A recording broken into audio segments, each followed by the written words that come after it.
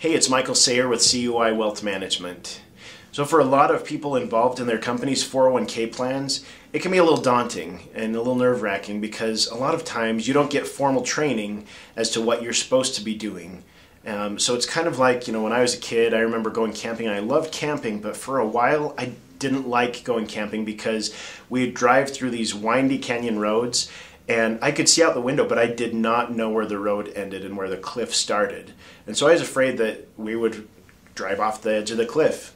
And I feel like this is similar to people involved in their company's 401k plan. They hear all these horror stories of what could happen if they do things incorrectly. But at the same time, generally they don't have formal training. And so where do you start if you have been given that responsibility? So the first thing you need to do is you need to find out who your service providers are. So who is your third-party administrator or TPA? Who is your financial advisor? Who is your record keeper? You got to know your contacts, know what roles they play, and know what services they provide. Because that gives you a baseline of what to expect and what things are taken off the table in your administration of the 401k. So the second thing is you got to know internally who are the players internally in your company involved in the 401k plan. So that is the plan administrator, that's the plan sponsor, and that's a trustee. So you got to know who's involved in there. If you have an investment committee, who is part of that investment committee? You got to find out who has fiduciary status and who does not have fiduciary status.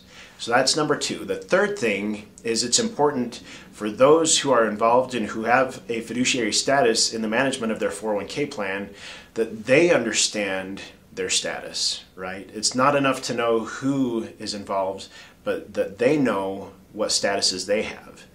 And then finally, document that. Make sure that you have documentation of who is in charge of what. And that's where you start. That's where you find the line or the edge on the cliff, and that can help you get a little bit more peace of mind, and it's definitely a starting point. Once again, this is Michael Sayer, your 401k advisor. Thanks.